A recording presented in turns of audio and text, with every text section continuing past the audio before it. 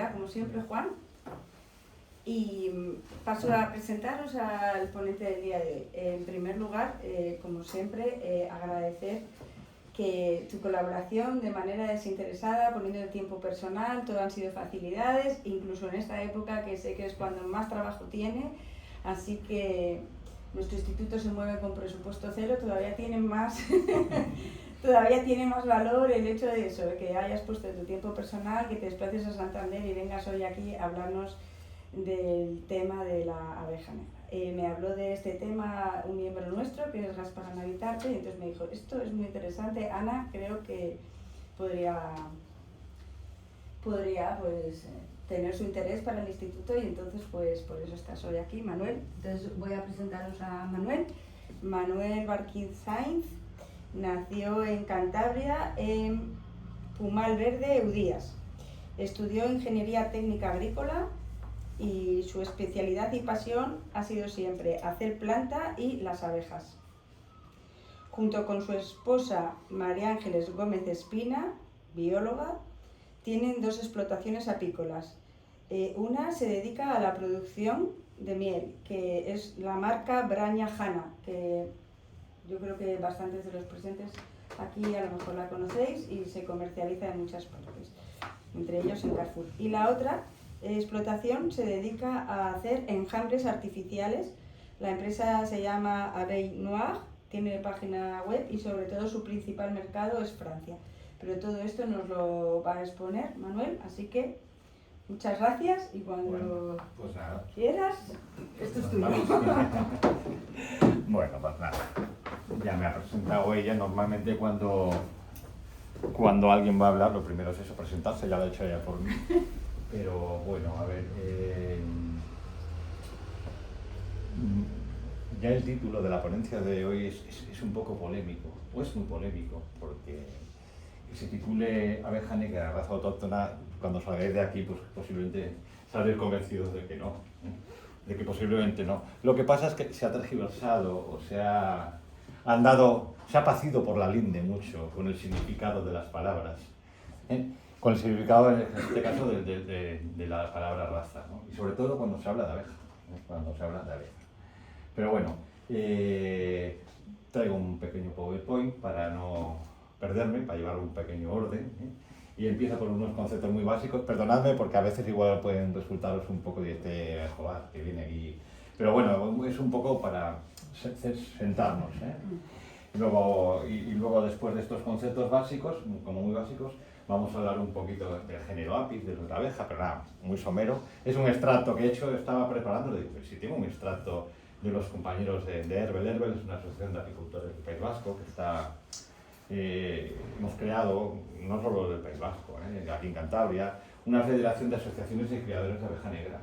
O sea, de hecho hemos creado ya, aún no hay 17 en el Estado Autonómico Español, creo que vamos por 14.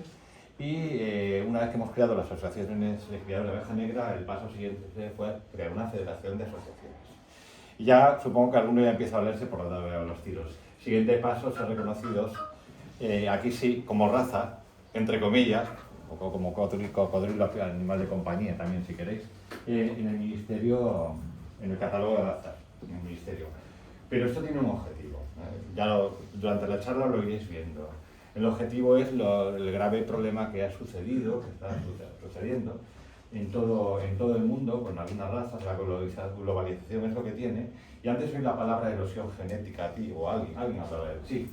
Bien, la abeja no va a ser menos. En el caso de la abeja se están perdiendo variedades, subespecies, perdón, se están perdiendo subespecies muy adaptadas por contaminación genética. Se tiene una homogeneización tal que tienes 2 opciones.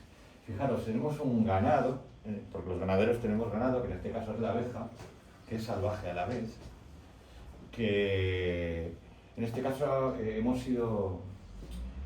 han sido ellas las que nos han enseñado a nosotros a manejarlas. Eso de domesticar las abejas,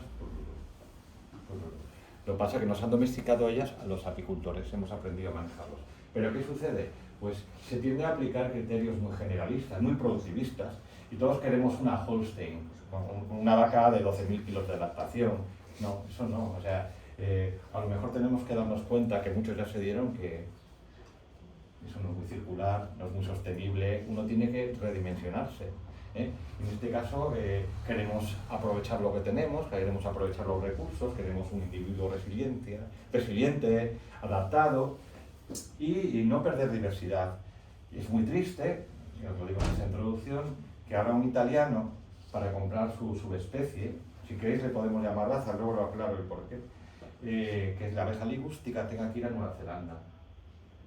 Que un francés, si quiere coger una abeja negra, como las que tenía la Apis mellifera, la nuestra se define como iberiensis, nuestra Apis mellifera iberiensis, la abeja negra ibérica, pero curiosamente en una especie salvaje como es la abeja, el límite entre una subespecie y otra no es drástico, no es hasta aquí somos esto y de aquí a allá somos otra cosa. Va habiendo un gradiente genético que aparece algo nuevo y otro desaparece. Entonces, cuando se ha sometido, luego os voy a mostrar los resultados de un... Técnicamente no podría hacerlo porque no le he dado los resultados de esa analítica a los analizados. Son muestras de aquí de Cantabria, son bastantes muestras, pero como no aparece el nombre de ellos, no pasa nada, se los voy a dar mañana, no os preocupéis. De un estudio de ADN, porque ahora mismo se trabaja siempre a este nivel con las abejas. Cuando quieres hacer las cosas bien ya se va al ADN mitocondrial y al ADN nuclear. Bueno, pues es muy triste que si un francés quiere recuperar en la zona de las Landas o de Normandía su abeja, tenga que recurrir a Cantabria, pero es lo que hay. A lo mejor es que aún la conservamos. Lo que pasa es que los que ya no conocemos el primer hervor en este tema, yo llevo en abejas desde siempre, ¿no? Yo empecé en el 86, en tercero de BUP o en COU, ya ni me acuerdo. No, en tercero de BUP o en COU, por ahí me da igual, año arriba, año abajo. Yo empecé en la apicultura el mismo año que la Varroa destructor, que el parasitoide este que lo destroza, el principal problema de la apicultura mundial. Entonces, las cosas han cambiado mucho. Y ahora el principal problema es que encontrar una raza definida como tal, una subespecie en pureza, salvo lugares como puede ser Eslovenia con la cárnica, en la cual está prohibida la tenencia o la entrada de cualquier otra abeja que no sea la suya, lo cual me parece muy loable. El motivo de esto lo vamos a ver luego durante la charla. Esto no es una vaca o una gallina, esto es un bicho que no entiende de barreras. Es la poliandría y todas las cosas. Las fecundaciones son al aire. Claro que se puede inseminar, pero hay muchas cosas que son inviables. Entonces, volviendo a lo mismo, es muy triste que un francés, si quiere recuperar su oveja negra, tenga que bajar a Cantabria, al País Vasco, a Huesca o a Asturias. De hecho, las primeras analíticas de ADN que se hizo de alguna muestra de mis abejas, la hizo una chica, en este caso era becaria, ahora ya no es becaria, obviamente, de Pilar de la Rúa, en la Universidad de Murcia, que estaba aquí en Cantabria viviendo, y la verdad es que me parece una fenómena esta chica. Y se sorprendieron porque en una muestra de abejas de Barcelona Mayor, curiosamente, de un apiario que había estado por allí, corre poco Barcelona Mayor, uno que tenía ahí cerquita, cogí esa muestra, aunque van de costa allí, apareció, la abeja negra ibérica, un linaje, como luego hablaremos, el linaje M, pero además es un haplotipo muy curioso, el H4, y es un haplotipo de abeja que solo lo tenían localizado en un conservatorio de una isla francesa. Los conservatorios para especies como estas, que están en peligro de desaparición, son lugares muy concretos, muy aislados, casi siempre están en islas o áreas montañosas en las cuales se determina un área muy amplia de prohibición o tenencia de otra subespecie o otra raza al fin de mantener ese genoma, mantener ese material genético para evitar los cruces. Entonces el problema que tenemos ahora, yo lo he visto la evolución durante muchos años, es que países como Francia ha desaparecido, la abeja francesa no existe, es una mistura, hay de todo. En pureza no hay nada. Cuando quieren algo en pureza tienen que recurrir a veces en lugares muy recónditos, o sea, tienen, vulgarmente hablando, un sindiós de abejas, es un desastre eso, ¿no? Luego, países como en Italia que tengan que recurrir, yo tengo bastante contacto también, o he tenido contacto con algún apicultor italiano que tenga estado por aquí de viaje, incluso un criador de abeja italiana en pureza, que se había apartado a una isla, que tengan que ir a buscar la abeja en pureza a Nueva Zelanda, ya es curioso, ¿no? O la sícula, que era una subespecie de Sicilia, desaparecida. Todo esto sucede por contaminación genética. Imaginaros ahora que en la cordillera cantábrica nos diese por liberar osos grizzly. Machos de osos grizzly. ¿Qué pasaría? Yo creo que está claro, ¿no? Lo que iba a pasar. O que osos grizzly o no sé, introducir una subespecie muy diferente. La contaminación genética va a estar, entonces al final lo que vas a tener es un deterioro de miles de años de cribado de selección natural. Bueno, entonces, ante esta problemática, en España algunos siempre estuvieron muy preocupados, la gente del País Vasco, de Herbert, sobre todo me acuerdo de Oiza Larza, que es un veterinario de Herbert, una persona muy comprometida, intentaron hacer un registro y el Ministerio en su momento les dijo que obviamente el Ministerio es muy reticente a estas cosas. Es muy reticente. En cierta manera yo creo que había un poco de nacionalismo o cerrazón intelectual por todas partes, ¿eh? No solo digo por la parte contratante, sino por la contratada, por ambos sitios, ¿no? Incluso a mí se me preguntó, no, la abeja negra vasca no existe, es la abeja negra similar, ¿entiendes? Entonces, entendemos que es similar y así lo demostraron las analíticas.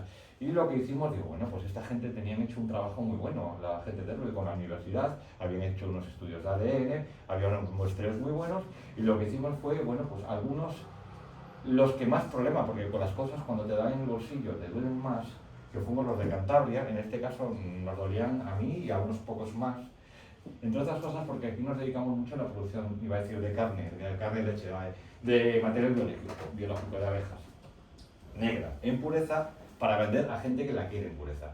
¿Qué pasa? Que ante la desinformación o la globalización, ahora mismo pues es muy fácil comprar, mientras hay una ley que no lo prohíba, una BAFAS o una ligústica o una cárnica que casi no pican, y luego encima la gente saca pecho, mira lo que tengo. Muchas veces es por ignorancia o por desinformación, porque yo no sé si pasa en todas las profesiones, es un problema de autoestima y tienes que decir que tienes el algo más grande que otro, ¿no? Creo que esa pérdida de humildad se da cuando la gente es novel, luego ya se van asentando, pero hace mucho. Empezamos a ver mucha abeja cruzada, con segmentos abdominales de color, porque o sea, que veías que era cruzada, obviamente determinamos, sabíamos cuál era el origen, esto los que vemos que pasa en el resto de Europa, veíamos esto, si no nos ponemos manos en ello, y aquí en Cantabria creamos, hablamos con la consejería, con Jorge de Protección Animal y demás, y bueno, pues nos apoyaron un poquito y hemos creado la Asociación de Criadores de Abeja Negra y algunos, desde la propia plataforma, nosotros desde COAC somos de UGAM, aquí está Gaspar, a compañeros de COAC, empezamos, bueno, en mi caso fui yo, pero vamos, fui yo y alguno más, la Asociación de Criadores de Asturias, un poco usando la COAC, pero abierto a todos, la Asociación de Criadores de Abeja Negra de Asturias, o sea, se han ido, la de León, la de Castilla y León, se han ido entretejiendo un punto que estamos en ello. Al objeto de nuestro motivo está claro. Cuando primero tienes que demostrar que existes. Si no estás registrado, no existes. Luego tienes que demostrar que estás en peligro, que tienes un problema. Y una vez que has demostrado que estás en peligro, tienes que pedir protección. Aquí había dos opciones. Como especie salvaje, que lo veíamos, una especie natural salvaje, que es la abeja, que lo veíamos muy complicado, o como raza ganadera, de esto vamos a hablar ahora. Cosa que ha hecho Irlanda. En Irlanda también, en Irlanda solo se puede tener abeja negra, además es prácticamente la misma que la nuestra, con la abeja negra. Además fue uno de los condicionantes cuando se quedó en la Comunidad Económica Europea, que la abeja negra no se tocaba. Siempre hay muchos intereses por medio en estas cosas. Bueno, pues estamos en ese impasse, hemos tenido ya una reunión con el Ministerio, se ha hecho ahora un estudio que es en todo el país, aunque había datos, se han renovado datos, se ha hecho un muestreo grande, Cantabria mandó, bueno, veréis luego la tabla, las muestras, deciros que salió todo abeja negra en pureza, muchas del 100%, es lo que tiene las determinaciones a través del ADN nuclear y el ADN mitocondrial, y la exactitud es muy alta, muy elevada, pero bueno, hay más sistemáticas, y ahora mismo ya incluso se trabaja mucho con la venación alar. Hay un programa informático que tú lo metes en el móvil, haces la fotonala de una abeja y te dice el grado de pureza. A ver, si luego hay algún problema ante la judicatura, un problema ya extremis, habría que recurrir al ADN. Pero es que estamos hablando con un éxito del 99, no sé cuánto por ciento. Lo ha desarrollado la Facultad de Veterinaria de Zaragoza, el equipo de Jesús Yaniz, y que es veterinario de Zaragoza, y yo creo que es catedrático de producción animal, es que no lo tengo muy claro si es bueno. y un equipo de gente que es muy buena en los software. O sea, se han juntado ahí las personas que se tenían que juntar. Bueno, pues de ahí viene nuestra preocupación. No podéis imaginar la cantidad de núcleos que a veces ha habido que matar la reina. Hay gente y compañeros en la zona oriental de Cantabria que hay veces que han tenido que matar 15, 20, 30 reinas. Cada reina que tienes que matar en un núcleo porque te da producto cruzado, estás hablando de una pérdida neta de 70 o una bruta de 100, 100 y pico euros.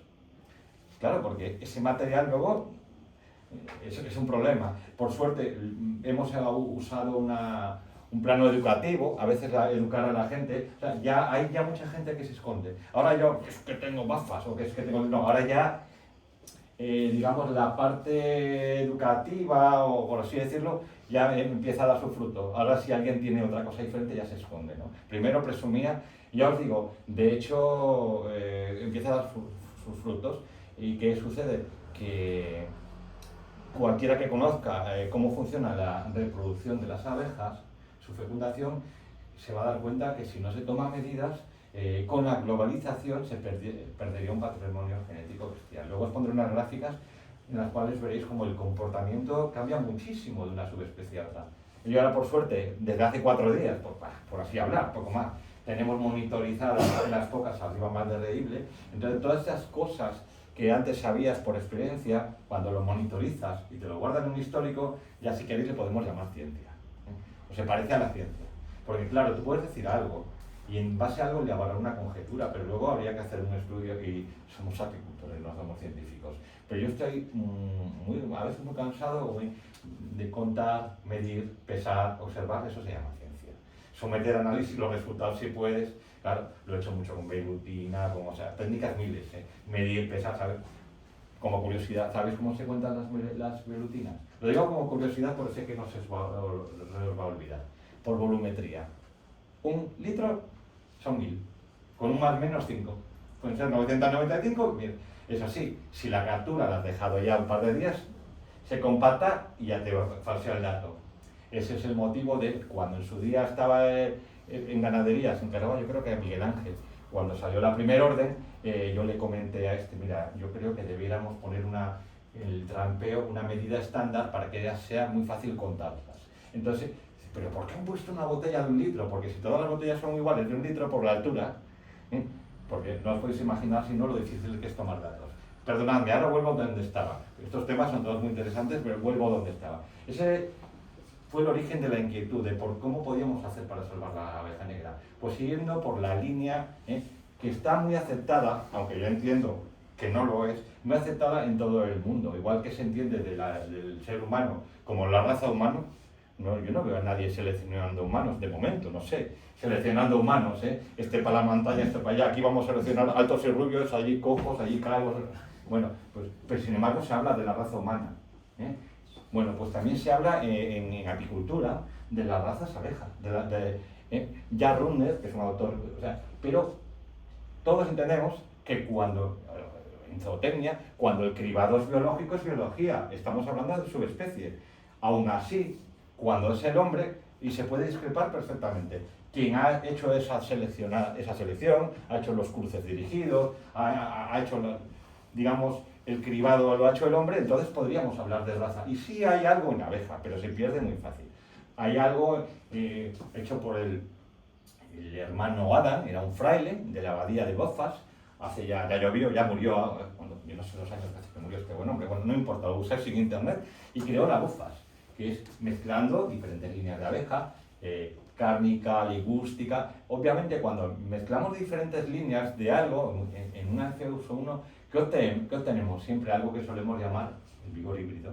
Cuando el vigor híbrido, o sea, el primer cruce de individuos un poco lejanos genéticamente, la SS1 suele ser muy interesante aquí. Pero persiguiendo los objetivos. ¿Y qué sucedía? Que al final con la cárnica se han perseguido los objetivos, yo digo, es la holsteinización de las abejas. Creo que me entendéis cuando digo la holsteinización. Se pretendía la holsteinización, queríamos esa vaca de 10.000, 12.000, no, esa vez no. Porque resulta que aquí no hay carro mezclador. La miel está en el campo, hay que traerla. Aquí hay procesos biológicos. Aquí hay un individuo muy sensible que se autorregula. O sea, la miel sale del campo, ¿entendido? ¿Podemos dar de comer a las abejas? Sí podemos, pero en materia proteica es inviable, con lo cual las cuentas no salen y estamos ante un individuo que a la vez es salvaje. O sea, entonces hemos optado por el término raza. Ahora voy con unos conceptos muy suaves, muy despacito para ir entrando en harina, ¿vale? Pero claro, ya el título, abeja negra, raza autóctona, bueno, si queréis llamarle raza autóctona de la península ibérica, como decía María Ángeles, pues vale, de la península ibérica, de toda la península, pero en sí autóctona como que no encaja. Incluso cuesta encajarla en raza. En raza serían las bufas. En Norteamérica están haciendo algo, no me acuerdo, los híbridos o los cruces Starline, creo que se llaman, de abejas, pero el tema es que los mecanismos de reproducción de la abeja son tales, que ahora hablamos de ellos, que con la mano humana, por inseminación, tú cruzas dos individuos, punto. Un parental, una línea madre y una línea padre. El padre es haploide, en las abejas el macho es haploide, tiene 16 cromosomas, la reina tiene 32, entonces además los machos no tienen padre, pero bueno, esto lo dejamos para después. Me acabo de perder. me voy liando por los cerros de Úbeda. No. Sí, bueno, me voy liando por los cerros de Úbeda.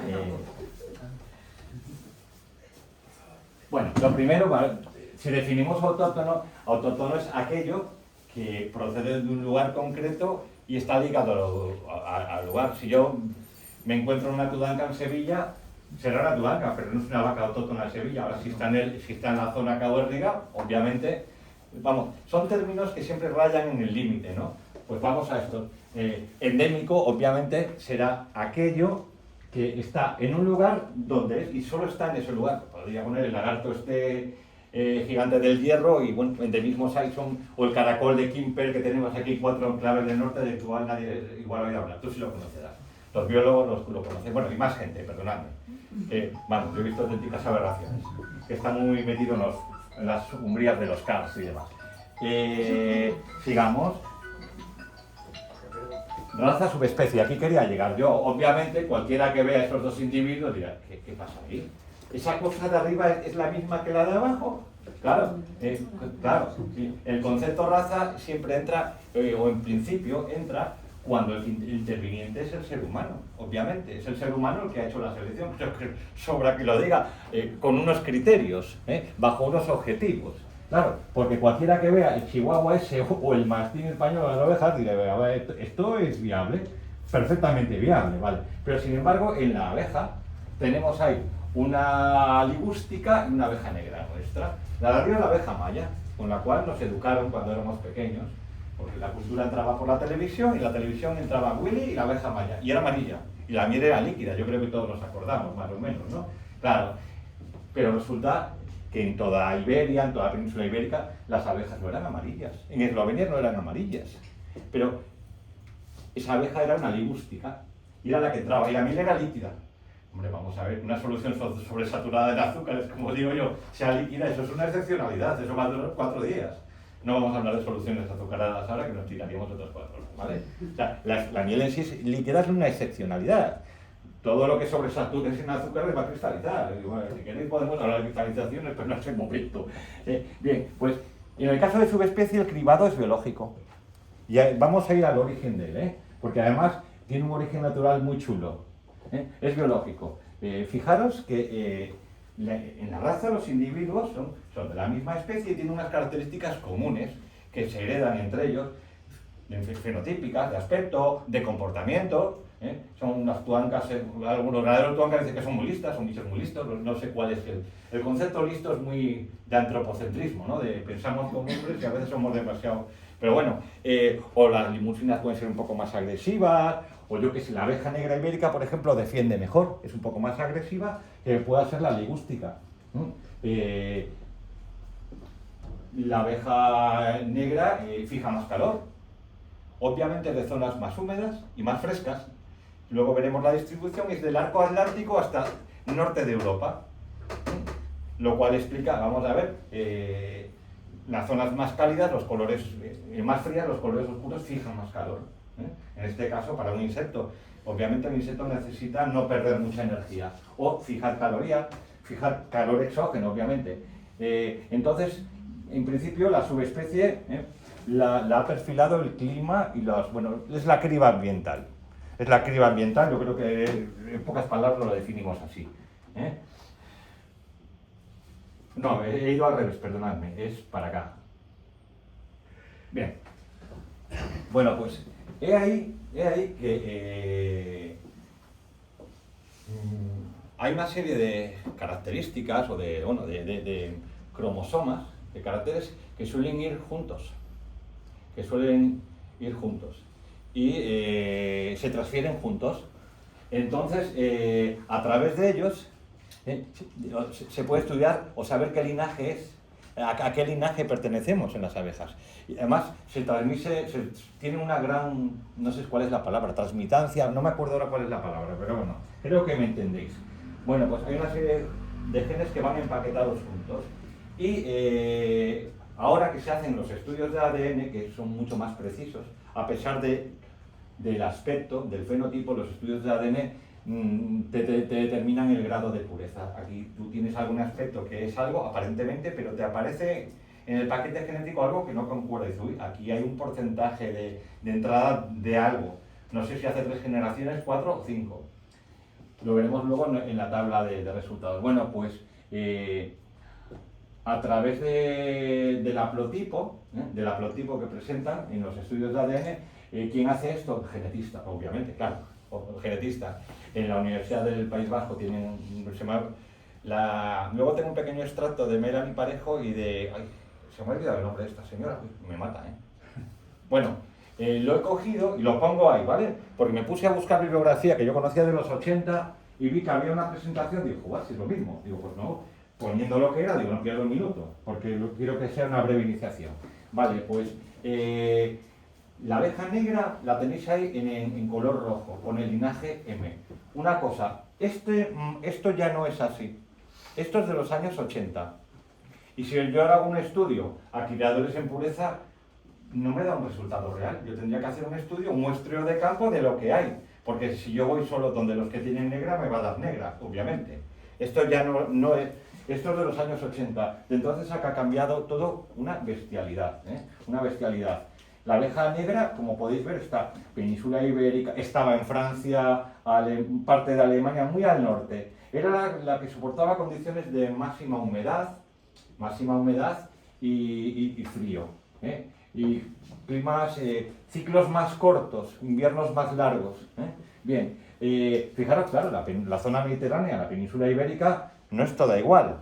Claro, ahí está el linaje M, pero luego están los diferentes haplotipos, ¿vale? En la península ibérica tenemos el africano, el A, y el M. O sea, aunque todo en principio es M, hay una parte, ya lo veremos luego en otra imagen, que en media península ibérica, desde más o menos Almería hasta por debajo de Pontevedra, en diagonal, tendríamos la abeja A, linaje A, y hacia arriba el M. Y a medida que vamos más al norte, cuando se han hecho estudios, la nuestra, la de aquí del norte, es muy similar a la que tenían en Francia. No es que se descubrieran una mía de una zona concreta de Cantabria, el haplotipo H4 famoso, este rarito, no, es que era así. Claro, en la naturaleza, los bichos salvajes, las cosas no cambian como una barrera, ¿no? Van cambiando gradualmente, porque son mecanismos de adaptación. Va cambiando todo poco a poco. Bien, tenemos ahí un linaje C, que está en Centro Europa y zonas más mediterráneas. Dentro de cada linaje hay diferentes subespecies, como veremos después, ¿vale? Diferentes subespecies. Un linaje O, que son zonas más áridas, en fin. Bueno, pues que sepáis que todo se hace a través de, aunque morfológicamente, fenotípicamente se puede ver, prácticamente ahora todos los trabajos se hacen a través de análisis de ADN, tanto nuclear como mitocondrial. Tenemos genetistas, la verdad que ahora un chico que trajimos a la feria es un fenómeno, se me ha olvidado, de la Universidad de Valencia. Joel Fernández Cabrera, es genetista. Ha diseñado un sistema nuevo. Lo que pasa es que no sé si se ha publicado, está en periodo de publicación. Los análisis que se han hecho del material de Cantabria han sido de la Universidad de Murcia, de la Universidad de Gran Canaria y del centro de Marcha Malo, que los ha encargado a un país de Centro Europa que las hace muy baratos. Ahora ya la gente va a precio, ¿no? Va a precio, ¿eh? O sea que en el caso de las nuestras han sido tres de universidades y uno de encargo. Bien. Ay, perdonadme que avancé. Sí, bien. Esto es lo que les digo, que es un extracto. La abeja de la miel, las abejas de la miel, en principio, son africanas y euroasiáticas. Ni en Australia, digo originariamente, ni en Australia ni en América había abeja. Allí tenían el género las mega. Ahora sí, pero ahí tenían las abejas, las megachiles, las abejas alfaredas que metían la miel en vasijas de barro, ¿vale? Originariamente son así. El género Apis. Dentro del género Apis, la nuestra es la abeja de la miel, la Apis melífica, pero hay otras muy grandes, como ponemos aquí, las mega Apis, que son asiáticas, y otras muy pequeñas, las micro Apis. Seguro que todos habéis visto estos documentales de la televisión, que veis grandes panales colgados en los riscos o en árboles. Bueno, pues es lo que diferencia la abeja de la miel, la Apis mellífica, de las abejas asiáticas, de las mega Apis y las micro Apis. La Apis cerana, dorsata, la diferencia que su ubicación siempre es en riscos o colgado de algo, y Apis mellífica siempre busca huecos para protegerse. Fue un tronco hueco o algo, un habitáculo autoprotegido.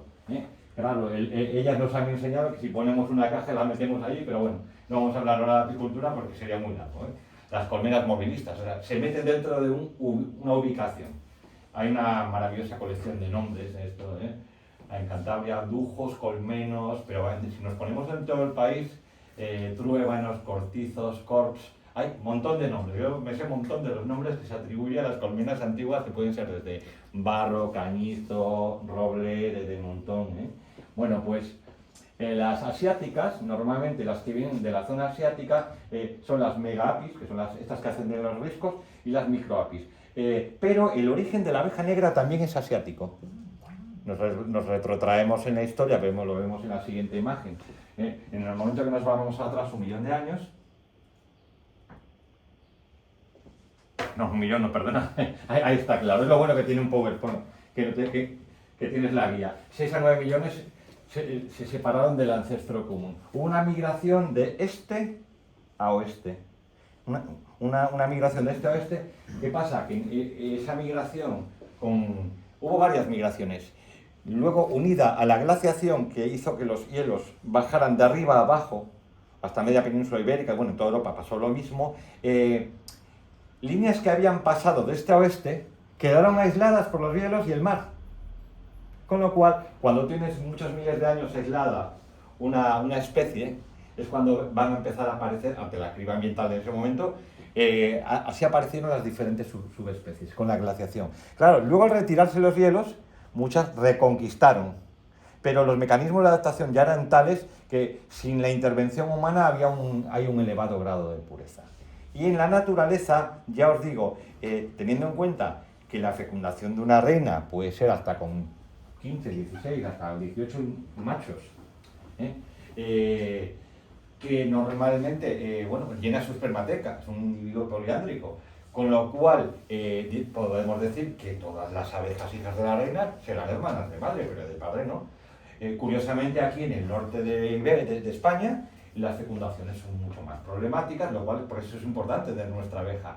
Nuestras abejas a veces rara la vez que están con más de 6 o 8. Te vas a Andalucía o zonas centro del país o zonas con amplias periodos de sol y de bonanza climatológica y hay mucha más mezcolanza dentro de la espermateca. O sea, la poliandría es un mecanismo de descenso, un mecanismo de variabilidad genética muy recurrente en el género Apis, es muy frecuente.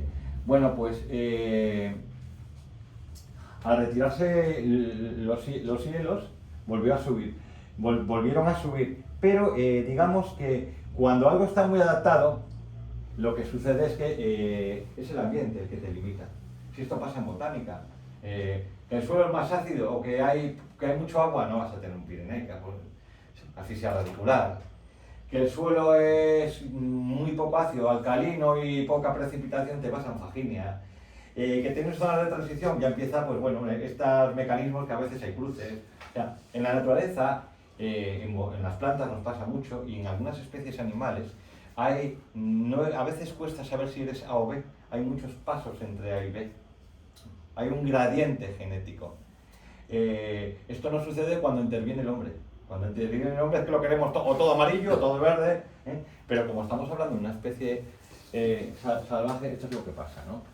Bien, pues los linajes evolutivos a través de ADN que se establecieron son pocos, son 4. Mirad, el M, que es el nuestro, en Iberia, Centro Europa, y ahora se ha descubierto a través de una serie de individuos que se han encontrado ahí medio aplastados y conservados, que llega hasta el oeste de China.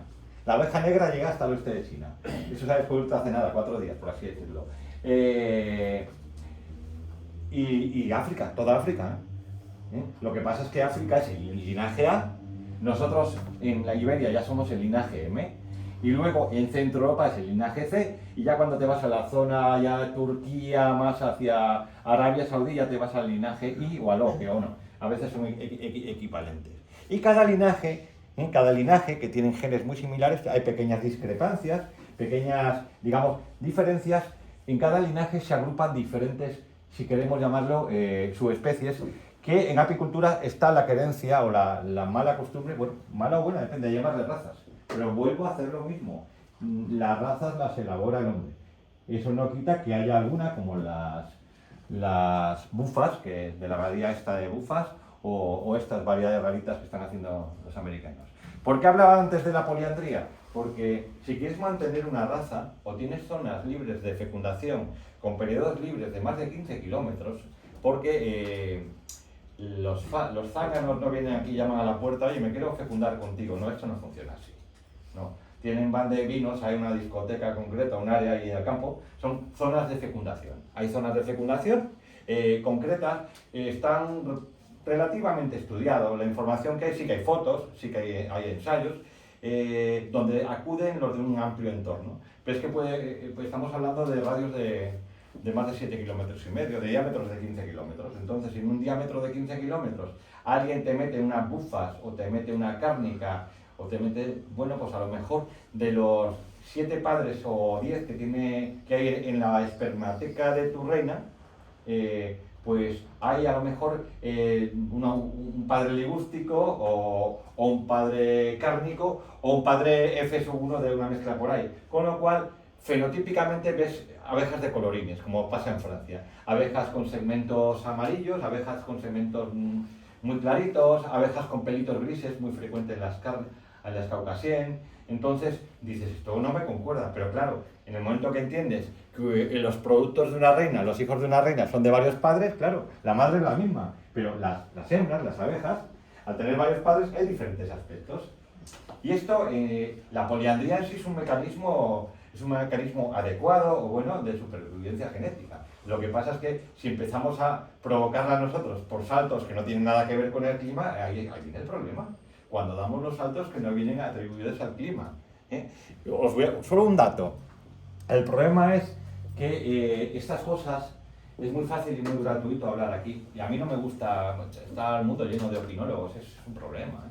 Hay que ser un poco más serios, ¿no? Es mejor cuando es ciencia.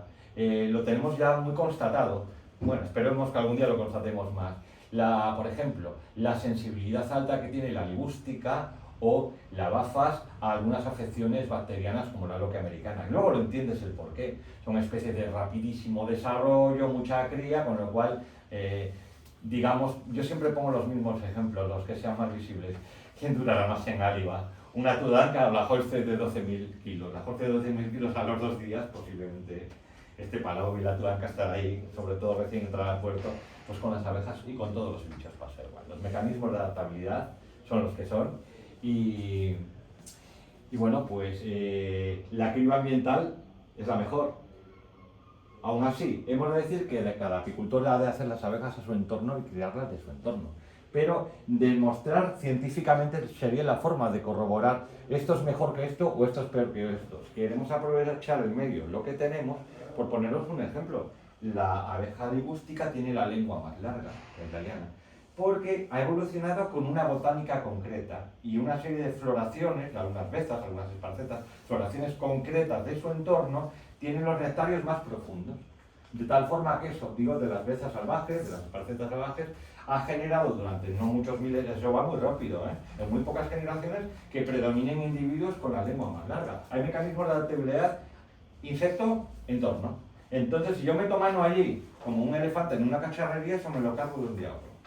¿Vale? O sea, no solo la longitud de la lengua, los pelillos de la cárnica, o sea, el color oscuro de la negra ibérica o de la negra europea, porque está Apis mellifica iberiensis, que es la negra ibérica, y luego Apis mellifica mellifica, que es la negra en general. Entre Apis mellifera, la iberiensis, y la negra en general, la que se supone que está Francia, norte de Europa, la diferencia es exigua. Es algo...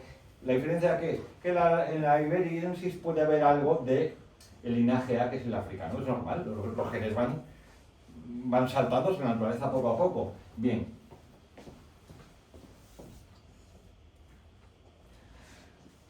Bueno, pues el origen fue así, venían de oeste a este. Fijaros, al bajar los hielos, ¿dónde se concentraron? Península Ibérica, Italia, Grecia, o sea, quedaron aisladas. Por arriba, el hielo. Por abajo, el mar.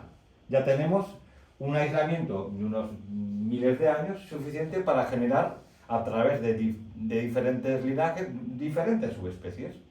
Diferentes subespecies. Así de fácil, no tiene más esto. Esto os invito a que lo veáis, si queréis, en YouTube, en una ponencia de Herbel. Está bien, de Melanie Parejo. Es una ponencia de Herbel sobre el origen de la abeja. De ahí cogí el extracto, pero no me quise complicar la vida. Estaba mirando por ahí material, digo, el PROS o una serie de bibliografía, digo, si es que veía dónde salió, digo, no, si ya lo tienen hecho, ¿para qué me va a complicar la vida? Aparte que en 2 horas no tendría tiempo de... En este gráfico tenemos las que tenemos en... ¿Veis? Mira, Apis mellifica iberiensis, península ibérica. Apis mellifera mellifera. ¿Vosotros creéis que en la naturaleza hay una barrera? Si las fronteras las inventamos los seres humanos. Los bichos no tienen ni propiedad privada ni fronteras. Pues mentalmente no pongamos fronteras. Genéticamente no se ponen fronteras, y menos así. Una frontera genéticamente puede ser el mar o los hielos, pero a nivel terrestre las fronteras podría ser una barrera a los Pirineos, pero para las abejas os digo que no, en este caso. O los Alpes, pero ya os digo que en este caso no. Hay un sinfín de subespecies que generalmente en bibliografía se tratan como razas, pero vuelvo a incidir del minuto A. Son subespecies. Razas, si interviene el hombre, pues tendríamos solo las bafas y algunas líneas Starline que se llaman, que hay línea estrella de Estados Unidos y de Canadá. Sí es cierto que se está haciendo algo de selección. Os pongo un ejemplo, la abeja cárnica. Se ha hecho una selección masal incluso sin inseminar, aunque también se insemina un poco. Simplemente cuando tú estás retirando de una población todo lo que no te gusta durante miles de años, durante no muchos miles de años, retiras todo lo que no te gusta y queda lo que te gusta, si eso estaba en consonancia con el cribado ambiental, irá bien. La abeja cárnica es la abeja menos agresiva del mundo, por una cuestión, yo siempre lo he dicho, María lo dice muy bien, una cuestión de, no sé si religiosa o de ñoñez o de masculinidad, o sea, eras un poco nenaza si vas a las abejas muy vestido. Había que ir ahí. Entonces, claro, sí, son culturales, si quieres llamarlo, ¿no? Ojo que en algunos lugares la abeja siempre estaba ligada a la iglesia, al clero o a la mujer, varía dependiendo de qué lugares, porque era para obtener cera, para los edificios religiosos, en fin, estaba muy ligada en diferentes culturas, tiene diferentes significados en ese sentido. Entonces, ¿qué hacía esta gente con las abejas agresivas? Simplemente eliminaban, las mataban. Claro, si tú 100 años, después de no muchos cientos de años, estás matando todo lo agresivo, al final lo que te queda es la selección más básica, la que ha hecho el ser humano siempre. Ahora, ¿eso lo puedes hacer más rápido con cruces controlados? Sí. Lo que pasa es que cuando haces un cruce controlado estamos hablando de líneas puras. Tú vas a mezclar la línea A con el macho B. Ya no hablamos de poliandría. Eso en la naturaleza no se va a dar. Eso se da cuando interviene el hombre. ¿Qué pasa? Que cuando tú estás haciendo esos mecanismos para fijar los caracteres, si no estás encima de continuo, eso se va a perder o se puede perder. Porque la naturaleza vuelve a su entropía, a lo anterior, a lo que criba el clima. ¿Qué creéis? ¿Que si una Holstein la dejamos suelta por el puerto por ahí en las mejores mieses, dentro de 100 años quedaría esa vaca pita? No, no, ni de coña. Posiblemente no acabaría siendo ni negra y blanca. Acabarían, si dejáramos una serie de población de individuos en una zona concreta, acabarían todos con el mismo color y no creo que fuera negro y blanco. Pero bueno, a lo mejor sería más cárdeno tipo la tubanca o, en fin, más gris o... Bien, pues ya os digo, hay muchas subespecies, Europa es muy rica. Lo que pasa es que la degradación genética es tal que ahora mismo en muchos casos hay que recurrir a conservatorios. Y España y Portugal somos los lugares, el último bastión de la abeja negra en Europa, y lo que pretendemos en muchos casos es que no querer estar encerrados en una jaula. No queremos ser un conservatorio allí, como ir al zoo, no. Que el conservatorio sea como han hecho los eslovenos con la cárnica o los irlandeses, toda la península, porque de lo contrario pasará lo que han hecho los demás, se pierde. Que esto está pasando en todo, con la globalización. Bueno, fijaros hasta qué punto es importante el cribado ambiental. En el cribado ambiental, ¿por qué voy a hacer hincapié? Esto que veis ahí es una curvita de un programa que uso yo mucho para... Es que ahora todo se registra de climatología. Igual os suena el Wunderbaum es un servidor alemán que seguro que más de uno lo conocéis. Te registra, hay un montón de estaciones por ahí. A mí me lo enseñaron los amigos de Noromed, pero ahora hay muchas por ahí ya, Y son un montón, aquí en Santander hay muchas. Estaciones automáticas, chinas, como yo digo, son todas chinas, diferentes marcas. Está muy bien. Las metes en un servidor, yo no sería incapaz, siempre tiene que haber alguien que te lo haga. Que en este caso es Wunderbaum, y te acumulan los históricos. Pero ¿qué pasa? Que yo ahora mismo sé a tiempo real, cada 3 segundos, la temperatura que hay en muchas zonas de Valderreible. Lo que llovió hoy, ayer, anteayer, tengo históricos ya desde que se pusieron las estaciones. En algunos casos son históricos de 6 años. Pero no solo tienes el histórico. Tienes el histórico con la representación por horas, por minutos, de todo. ¿Por qué pongo yo esto aquí? Mirad, la fecundación de la abeja negra y de los insectos en general, sobre todo en estos casos de poliandría, es muy compleja. Necesitas temperaturas medias en torno a los 20 grados.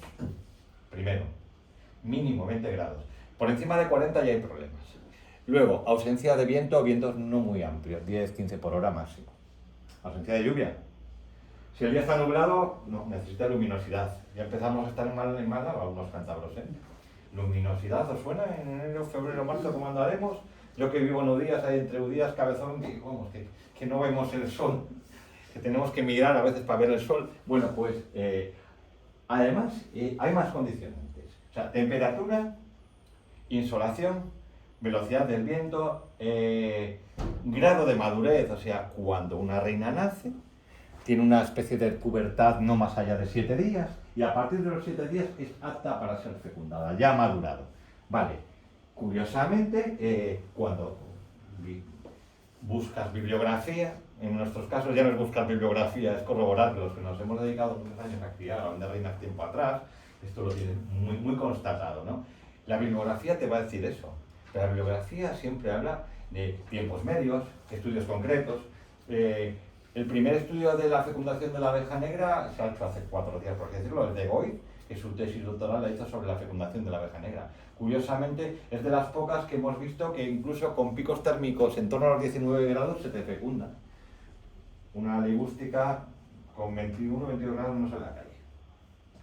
Las nuestras, igual con albarcas. O sea, son los mecanismos adaptativos. Claro, bueno, ¿eso tiene más importancia o menos? Mirad, cuanto más tiempo ha pasado hasta que se fecunda una reina, imaginaros, se fecunda con 7 días, perfecto. Una reina que ya maduró demasiado, allá del día 20, día 30, que en Cantabria será muy frecuente, no suele dar problemas de fecundación. A veces incluso empieza a poner antes de estar fecundada. Obviamente, si no está fecundada, que pone óvulos, elementos haploides. Haploides, no te va a poner huevos 2N, va a poner óvulos.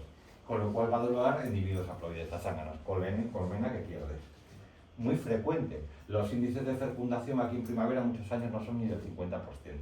Te subes al centro, al sur de Castilla y León o Andalucía y te vas al 95-98%. Claro, ahora que le digan a un criador de abejas que el 50% de las reinas las pierden fecundación, el 50% de los núcleos. No sé si podéis imaginar económicamente, dile a un ganadero que el 50% de las vacas no le quedan preñadas.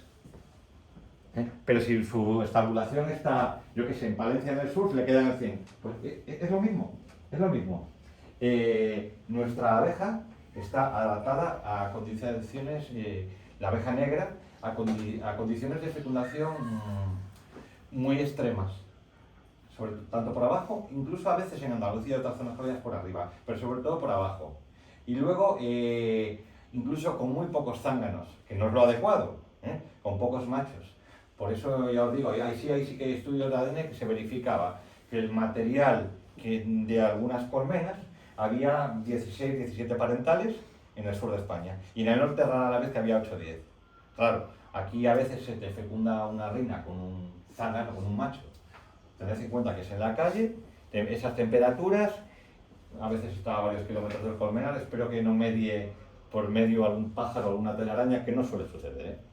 La fecundación suele ser en la segunda parte del día, no a primera hora de la mañana, algo hay de en ello. La presión biológica por comer en la segunda parte del día es mucho más baja que la primera, digo de cualquier depredador insectívora. Yo la primera fecundación que fue, bueno, no es que haya visto cómo se fecundaba, porque los apicultores algunos sí que vemos entrar a las reinas de vuelo de fecundación con parte de la genitalia masculina adherida. Pero yo sí que vi una salir varias veces y entrar, pues ya llovió, y eran las 12 y pico, pero fue de las más precoces. Pero luego, bueno, ya a las 4 o las 5 de la tarde he visto varias retornar, entre otras cosas porque a veces las marcamos. Yo ya no marco, yo no marco reinas, entonces eso te ayuda mucho a verlas, las marca con un puntito en el torso. Bueno, pues, ¿por qué estoy hablando esto de los mecanismos de fecundación? Si tú te coges ahora cualquier estación meteorológica de toda Cantabria o de Asturias, puedes ver todas las condicionantes, insolación. Vamos, que aquí tenemos siempre fecundaciones extremas, a las cuales están adaptadas nuestras abejas. Sí, igual tú tienes un 50%, con ligústicas igual te bajas a un 10%, con bafas te vas a bajar a un 10%. Claro, entonces lo que ya hizo la naturaleza, ¿por qué lo vamos a romper de repente? Vamos a coger lo bueno. ¿Qué pasa? Que cuando la gente empieza a establecer programas de mejora, que es lo que se hace, programas de mejora, el problema a veces son los criterios. En el campo, muchas veces los criterios de selección se hacen de espaldas a la naturaleza. Y me explico. No me estoy refiriendo a variedades tradicionales. Si yo selecciono una variedad de girasol con néctar poco rico en azúcares, no voy a tener una buena polinización. Si yo... ejemplos miles. Tengo un cultivo que no me deja una rastrojera, que no me deja unos nutrientes en el suelo, estoy en pan para hoy, hambre para mañana. Es muy frecuente, comparar los métodos culturales de cultivo del eucalipto nitens, por ejemplo, como el globulus, a matarrasas, se lleva todo, empaquetar todo, claro. Todos esos nutrientes que te llevas, los estás quitando. Obviamente la mayoría es carbono, vamos sobrados, pero no los elementos del suelo, no los nutrientes del suelo, los nutrientes minerales. Bueno, pues en las abejas, en el momento que estamos trabajando con mucho muestreo, estamos viendo cosas muy interesantes ahora. Estamos viendo cómo las curvas de crecimiento en algunas subespecies, como la ligústica o las bafas o la cárnica, son muy altas, pero son colonias que mantienen población en invierno muy elevada y paran muy poco la cría. No están adaptadas a este clima. Al parar poco la cría, el parasitoide Varroa destructor las afecta mucho más. Yo ahora, que luego veremos una gráfica de Valderreyble, estoy viendo como esta semana pasada han estado bajando entre 400 y 500 gramos de peso cada colmena. Ahora la curva empieza a doblarse, ya empiezan a bajar menos. ¿Por qué bajaban? Simplemente porque estaban transformando peso de miel en gramos de proteína animal. O sea, consumiendo mucha energía para criar abejas. Ahora, al subir la temperatura hay un poco más de entrada de campo, pero aún no lo contrarresta. Esto, si no lo tenemos científicamente registrado por una serie, en este caso son unas balanzas de muestreo, es algo que sabes, pero no es científico. En el momento que lo registras, dices, mira, aquí lo ves. Y si encima te lo mandan al móvil, no te digo nada. Esto lo ves desde tu móvil. Bueno, pues, si ahora yo tengo en esa zona concreta, Valderreyble o Río Frío, o la zona alta de Líbana, una subespecie no adaptada como es una ligústica, que posiblemente pasaría al revés si yo llevo una abeja negra ibérica del norte a Italia, ¿no? Posiblemente un mes antes de la explosión de néctar, en la cual la oferta del campo supera la demanda de la colmena, ha agotado todos los recursos. no se adapta. La nuestra, al momento que bajan las temperaturas, para la cría no baja el peso, no consumimos. O sea, los mecanismos de adaptación son muchos miles de años diciendo no te pases criando que luego te vienen los fríos durante 2 semanas y te mueres. Te vas a morir. ¿Qué vamos? ¿A 1 hora? 1 hora ahora. Bueno, pues vamos Pero a tienes, el turno. tienes. No tenemos... O sea, tampoco estas para que curvitas, controles un yo poco os invito a que miréis el Wunderground, es un programa maravilloso, que lo toméis, a mí me encanta, porque es que lo tienes todo. No, me paso el día mirándolo, la verdad es que, puede ser patológico, ¿eh? Estas cosas pueden ser patológicas. Luego decimos de nuestros hijos, pero pueden ser patológicas. Bueno, pues esto, aquí tenemos una curva, una a 7 días, otras, o las dos están. Sí, ahí tenéis, en un caso puntual de una colmena, cómo va bajando de peso. Incluso aquí en el lado derecho nos resume lo que en los 3 primeros días perdió un 1,4 kilos, al quinto ya había perdido 2,6, a los 7 3,7. Pero ya voy viendo como la curva, luego si quiero lo tengo día por día, o sea, desde el día del programa tengo lo que baja cada día y ya veo cómo la curva va cambiando. Si yo ahora esto le pongo al lado la imagen de la curva climatológica de temperaturas, dice, mira, hoy subió la temperatura a partir de 20 grados, entra más néctar, vas viendo cómo evoluciona todo. Lo ves rápidamente. O sea, es comparando unas curvas con otras. Esto ya está al orden del día ahora mismo. Tú estás monitoreando, en este caso se monitorean 3. Monitoreando una te podría valer, pero ¿y si te confundiste? Y si no era un individuo medio representativo. Ya monitoreando 3 ya... No, esto lo apagamos. Esto lo apagamos ahora mismo, Carlito. Bueno, pues... si ahora ponemos ahí una ligústica que no está adaptada, es una abeja que no es de aquí, no habría llegado este mes. Habría invernado con unos 30.000 individuos, incluso con 40.000. Las nuestras habrían invernado con 10.000. En cuanto subiera un poco la temperatura, el consumo se le iba a disparar. Las nuestras esperaban un poquito. Y esos mecanismos son de comportamiento animal. Necesitas otro estímulo, más estímulo. El tema es que la selección animal, en este caso, si no hay un programa muy riguroso, se escapa del medio ambiente. Ya os decía que hacer selección de algo de espalda del medio ambiente es muy peligroso. Había, ya digo, los girasoles con metal, con poco, o las floraciones muy concentradas, ahora los girasoles y más vegetales. Se tiende a floraciones muy concentradas en el tiempo, porque así la cosecha viene toda a la vez. Claro, para el que lo produce puede ser muy interesante, ambientalmente es un desastre, porque no hay un espacio temporal para una buena polinización o para que ese recurso sobrante sea aprovechado por el ambiente. O sea, son intereses contrapuestos. Normalmente no están nunca en las variedades tradicionales, eso no sucede.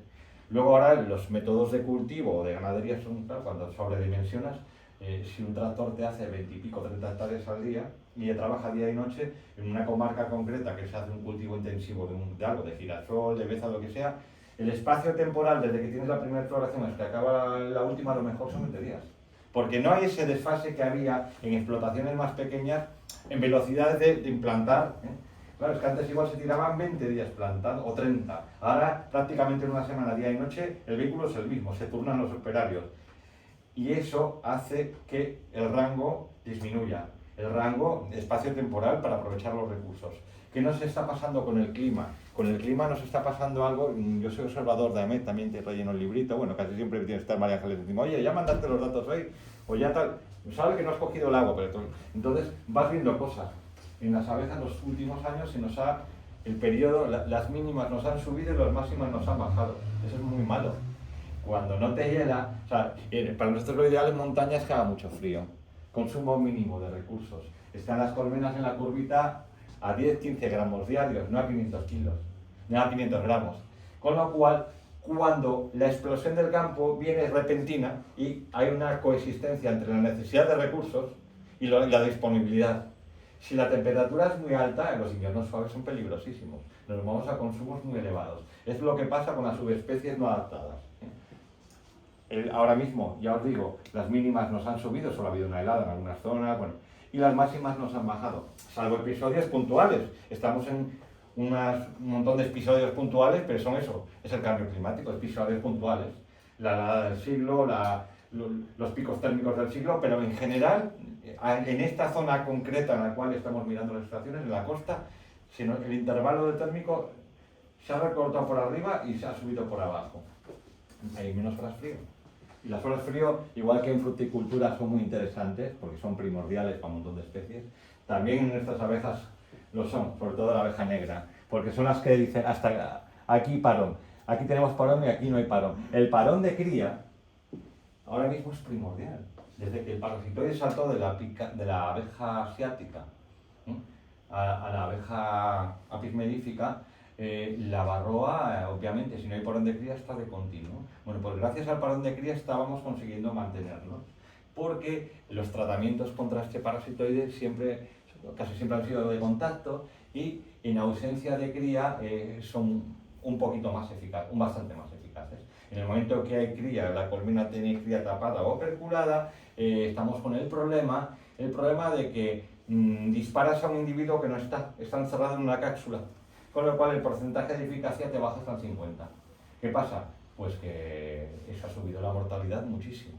El parón de cría lo está forzando que no exista en los cambios climatológicos. Este año, por suerte, hubo parón de cría montaña, pero hay años que ya no tenemos casi parón de cría montaña. El parón de cría lo provoca normalmente la no entrada de recursos. La no entrada de recursos puede ser por un tema térmico, de bajas temperaturas, por sequía, por rigor, o simplemente una cuestión biológica. Pasa aquí en la costa suele ser en octubre, noviembre. Se agota la última floración, que es la hiedra, y entre la hiedra y el eucalipto no hay recursos, y es lo más parecido que tenemos en la zona costera de todo, me da igual, en Cantabria, Asturias, a un parón de cría.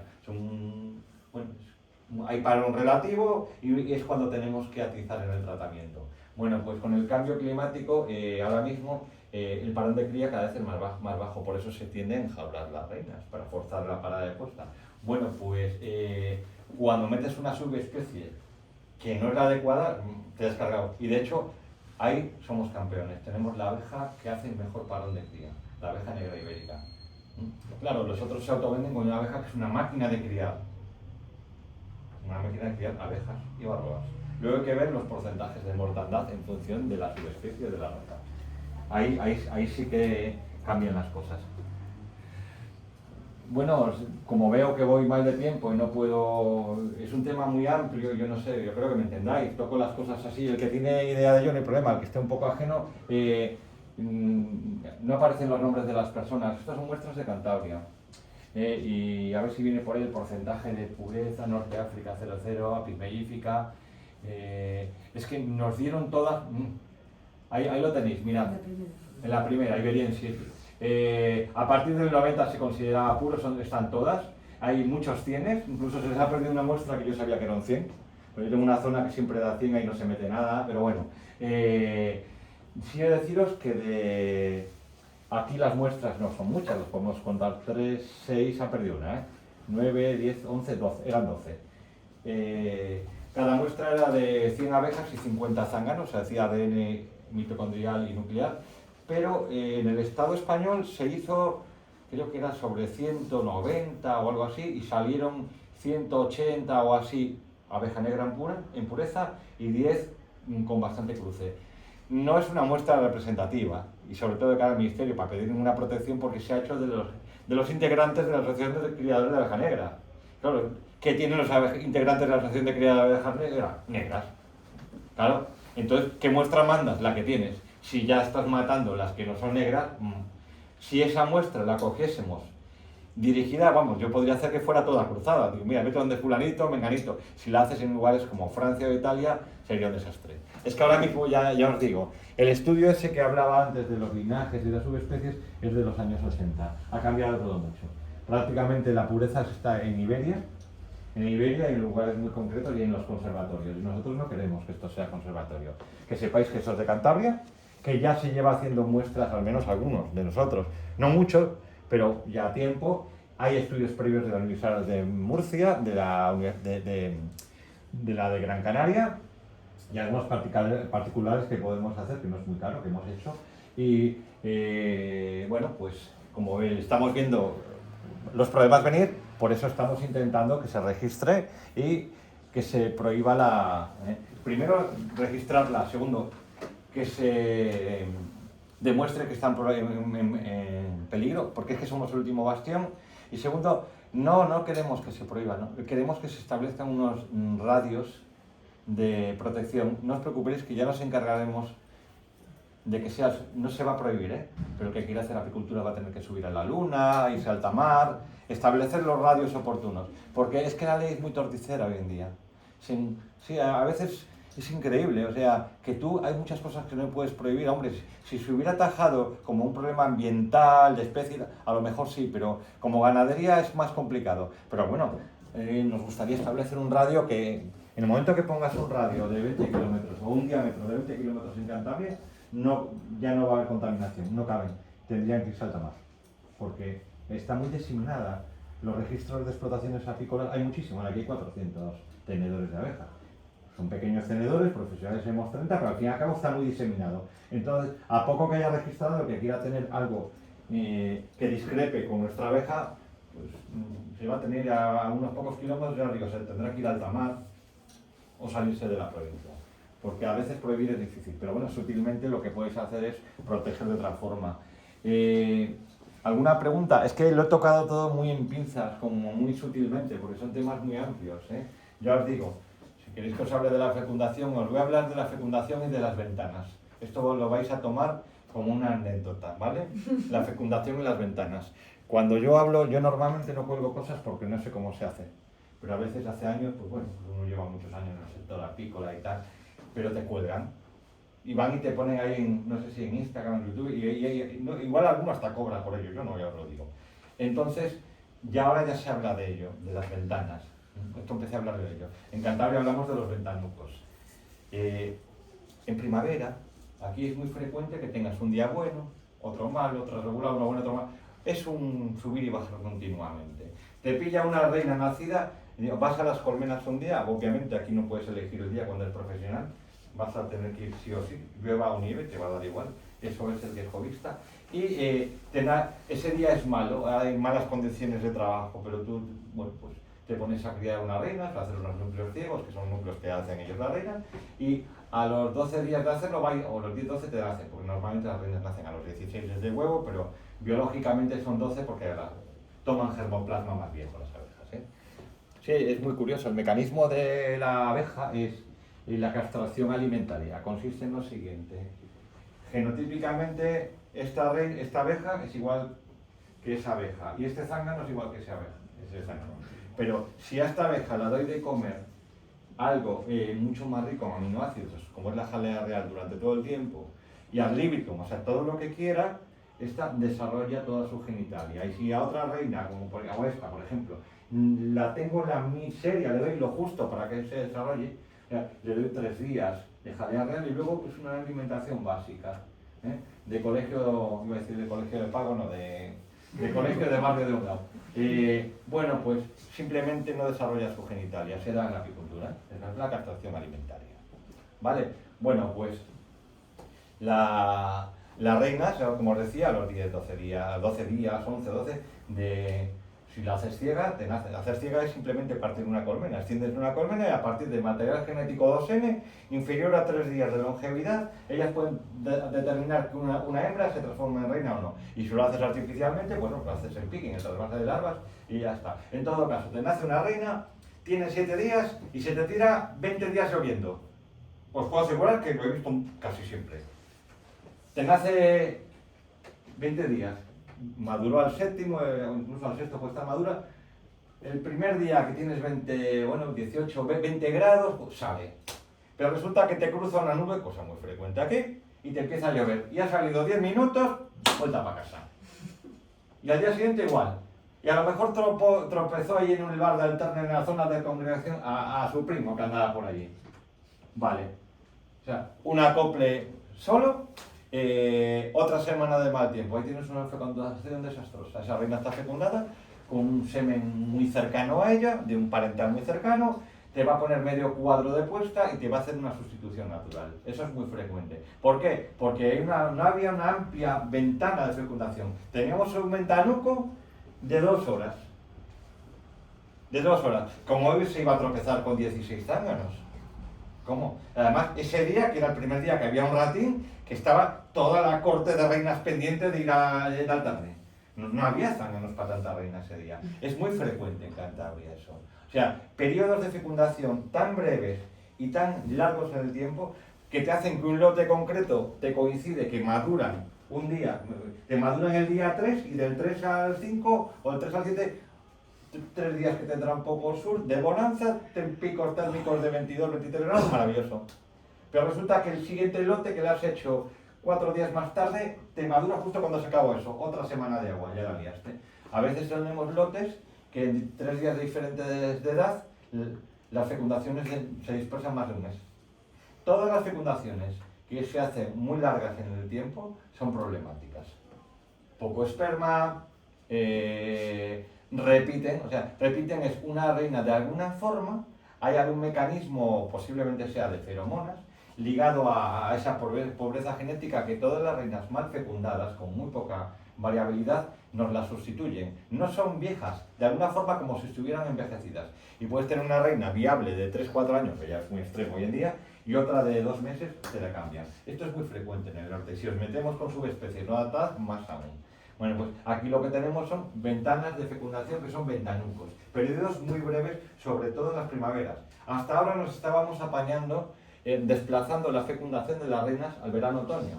Es que se fecundan mejor en noviembre que en marzo, ya manda narices, o que en febrero.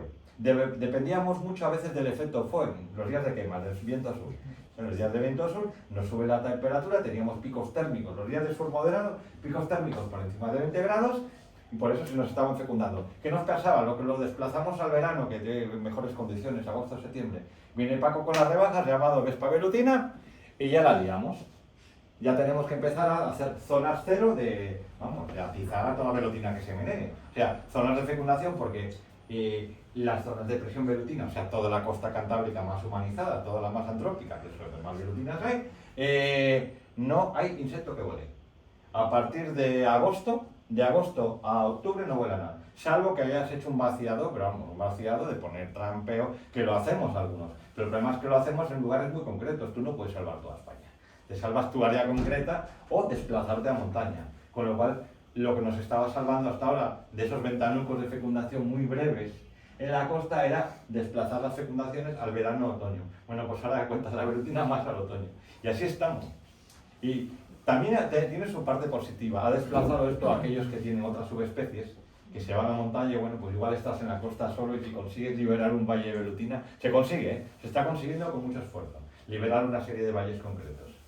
Y bueno, pues eso venía a colación del ventanuco. Aquí tenemos ventanas de fecundación muy breves y les llamamos ventanucos. Se lo cuentas a alguien de Castilla, León, de Andalucía, del Mediterráneo. No, si aquí hay tandas que tienes un 20% de éxito en fecundación, alucinan. Por eso es lo que tiene esto. Como metas otra subespecie, olvídate. De hecho, otras subespecies no son capaces de fecundarse a 19 grados. Otras incluso necesitan más de 22. La nuestra ya empiezan picos térmicos más abajo, es lo que tiene el clima. Que al final también va seleccionando las cosas. Y si queréis lo dejamos aquí porque se nos va el tiempo. Y si queréis preguntar algo, es un tema demasiado amplio. Es chulo y bueno, es bonito. Bueno, todo es bonito cuando profundizas, me da igual una cosa u otra, ¿no? Es muy amplio, pero es como venir aquí a contar anécdotas, lo que he hecho yo. Bueno, pues lo dejamos aquí.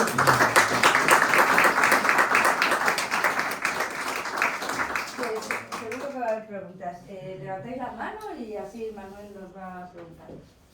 ¿Quién tiene? Yo que digo siempre que hay preguntas, no me dejéis mal. Bueno, pues yo entiendo que de nuestro linaje solo hay 2 subespecies, ¿no? Sí, gracias, justo, sí, gracias. Yo no le he pagado para que lo preguntara, es que este señor ya sabe en la península ibérica, que tenemos Apis mellifica iberiensis, se determinan 2 linajes. El que os dije antes con la línea diagonal de la península ibérica, que era el M, y hacia abajo con un gradiente genético de uno a otro, ¿vale? Ahora bien, en el estudio anterior que os mostré, el A te lo ponía en toda la península ibérica, cuando no es así, la A es África, y una parte, o sea, los pasos de uno a otro son a través de un gradiente genético. O sea, empiezan a aparecer cosas poco a poco, salvo en el momento que interviene el hombre. Y el hombre interviene mucho en la apicultura. Tenemos 3 millones de colmenas en la península ibérica, la mayoría o muchas son transhumantes, se mueven mucho, por suerte es en verano y por suerte los que criamos muchas abejas nos aislamos un poco más. Y eso también crea problemas. Tened en cuenta que la apicultura profesional es muy transhumante, ¿eh? Tenemos la misma, un poco más de población que todos Estados Unidos de abejas. Toda la zona de California necesita todas las que tienen ellos, traen de Canadá y demás, y todo, ¿por qué digo esto? Porque se tienen que mover miles de kilómetros. Bueno, pues en España también se mueven, no tantos miles porque no los hay, si saldrían del mapa, pero mucha abeja de zonas mediterráneas, Andalucía, Extremadura, Levante, sube hasta el norte de España, Castilla y León y demás. Y eso nos puede provocar a veces mezcolanza de linajes. De todas formas, suben en verano y ya sabéis que la mayoría de la reproducción no se hace en verano, lo hacemos los 4 chiflados que nos dedicamos a esto. Pero la gente que va a miel, la reproducción la hace más primavera. Sí, pero yo a raíz de quería preguntar, si no además tú, quiero decirte que en Cantabria, si con lo que nos contaste del radio de fecundación, sí, si el muestreo lo haces con unas retículas más o menos bien diseñadas, sí que puedes llegar a concluir, quiero decir que sí que puedes tener una información bastante más global, ¿no? De la pureza genética. Sí. Haciendo unas cuadrículas, bien diseñadas. Muestrear a los apicultores. Sí, tendría que ser aleatorio, bien diseñado. O sea, esto ha sido dirigido, porque éramos miembros de la Asociación de Criadores de la Abeja Negra. Bueno, encima no nos han cobrado. Bueno, pues mira, pues bien. ¿No? Os digo una cosa, para el estudio de las viene muchas veces la gente quiere hacer estudios y tienen problemas de conseguir muestras. Por algo será también, porque a veces, oye, vale, yo te doy la muestra, pero por favor, dime lo que ya nos ha pasado. Dame los resultados, aunque sea un año después, 2, pero bueno, se podría hacer la retícula adecuada y determinar. En el caso de Cantabria es que somos 4 gatos y nos conocemos todos. Sabemos puntualmente quién hizo el Traces de Centro Europa y el Intra o el Traces, como llámale como quieras, y dónde llegó ese material. Lo que pasa es que ya empieza a llegar a veces material no documentado, vía MRV, Segur, y de eso cada vez hay más pirateo. Nadie mete una vaca en un paquete, pero las abejas. Entiendo que, quiero decir, ¿hasta qué punto es los que os dedicáis intentéis mantener en pureza a su especie? ¿Hasta qué punto es intensivo la eliminación? ¿Tenéis que eliminar mucho material? Depende es un indicativo de la contaminación. Mira, por ejemplo, no mucho, pero sí en lugares muy concretos. No mucho. Y estamos mejorando. Ahora ya, yo tengo una técnica que, bueno, tengo una chorrada, pero para determinar en una zona el grado de contaminación. Tú pones un self-service y quién viene al plato. Y ahí sabes, tienes un muestreo de toda la población circundante, sea tuya o sea de otra. Porque te aseguro que a lo gratuito las abejas vienen. Y las que vienen es sin nombre y apellido de todos. O sea, pones un self-service, es poner una fuente de alimentación exógena en el campo, como puede ser una solución azucarada, una glucosa fructosa, y en varios kilómetros a la redonda tienes rápidamente un muestreo de todo lo que hay por ahí. Y no solo de abejas, de otras especies de insectos. Y en el caso de abejas, yo así es como encontré, digo, uy, aquí me están viniendo abejas bicolor y vi alguna bufas pura. Luego ya no voy a decir por qué otras metodologías averigüé quién y cómo, porque llegué a averiguar el quién y el cómo. Porque cuando es legal, el transporte de animales de otro animal a otro país, eso lleva una documentación. El Intra ahora, el Traces. Cuando es legal, cuando es ilegal, no. Pero yo en mi muestreo, en el self-service lo veía. El problema es cuando ya no lo ves solo en el self-service, sirve para hacer un muestreo en una zona concreta sin intervención en nadie.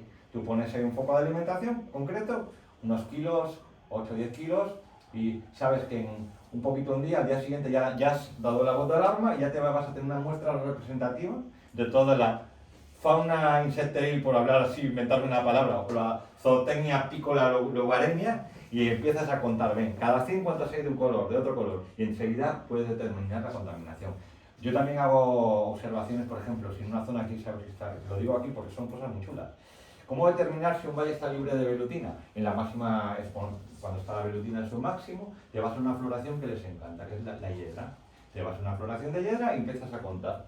Si ves abejas, no va a haber mucha presión de velutina, porque el primer indicador es que cuando hay la presión de velutina es alta, no vuelan.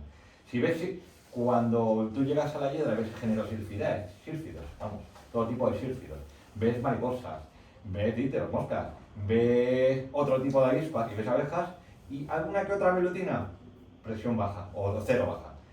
Normalmente hay muchos valles en los cuales entre final de agosto y final de septiembre, en una floración bestial, que sería la hiedra, que sería como un self-service, solo va a haber velutinas.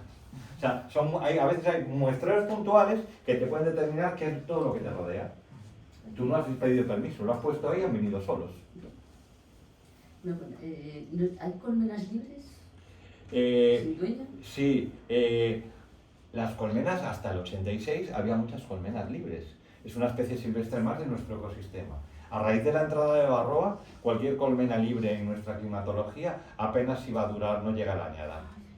¿Por qué? Porque van a morir por el parásito Varroa. Sí es cierto que en algunas climatologías, que no se corresponden a veces con ellas, de zonas subtropicales, me dice a veces alguno, es que estuve en Cuba y en Cuba no tratan Varroa. Es que Cuba, ¿qué clima tiene? Algunas zonas concretas, hay algún mecanismo que le sienta muy mal a la Varroa. Zonas muy cálidas, en algunas zonas de África subsahariana, se está sobreviviendo a apicultura con niveles de Varroa muy bajos, pero son zonas concretas, zonas concretas con unos mecanismos concretos, periodos de operculado tan breves que no da tiempo al desarrollo de la Varroa, por ejemplo, o sea, zonas concretas.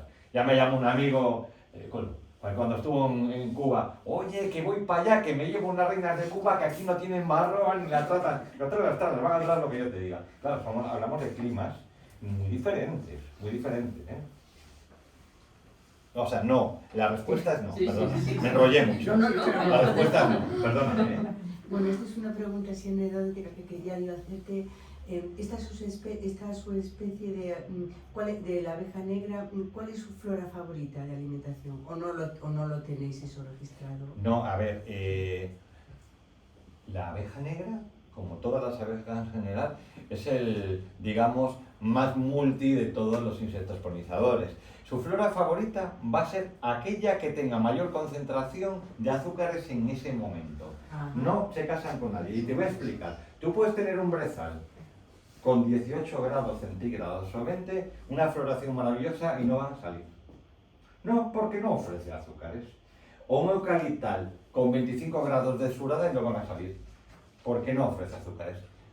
Cada planta tiene su temperatura óptima de secreción de néctar. Imagínate que tuvieras unas vacas que solo se pueden ordeñar cuando la temperatura ambiental fuera 18 grados. Otras vacas con 20 y otras con 30. Bueno, pues cada planta tiene su temperatura óptima. Entonces, decir cuál es su flora favorita es como, mirad, es muy curioso. Yo en mi experimento de self-service, un plato con azúcar, 50% de concentración. Una solución, tú pones una solución concentrada, 50. Otra a un 70 de concentración y otra a una infusión, a un 30. Es increíble. Hasta que no se acaba la más concentrada no van a la siguiente y la infusión para el final. Esto funciona. Y si tú pones un plato con agua y sacarina, van a decir que para ti. Que ya lo he hecho. Muchas veces la información en el campo es compleja de adquirir. En apicultura, ¿de dónde proviene la información? De la bibliografía. ¿Qué pasa cuando te has leído mucha bibliografía y ya... Mira, algo bueno tenían que tener las redes, que es compartir información. La cosa es que a la hora de compartir información tú tienes que saber privar también. ¿Con quién? ¿Con el merluzo de la bolsa? No, hombre, te vas a compartir información con la gente que la tiene. Tienes que seleccionar el personal. Entonces, compartir información, ya te digo, es muy interesante. Con las básculas, estas que te he mostrado, puedes saber a partir de qué temperatura produce cada planta. Te diré que la Cayuna vulgaris a partir de 23 grados es un manantial y por encima de 30 empieza a fallar, por poner un ejemplo. Falsa acacia, todos los conocemos. ¿Por qué en Rumanía o en las zonas interiores produce? Muy bien, porque a partir de 20 grados produce. Dime tú en plena floración de la falsa acacia que empieza aquí ahora, ¿cuántos días tienes por encima de 20 grados en la costa cantábrica? En la costa ninguno, porque el mar se dulcifica, ya en el interior más. O sea que, más que floración favorita, están muy especializadas. La abeja negra, por ejemplo, está muy especializada en las ericáceas, en todo tipo de brezos, en las floraciones de montaña y en las melas.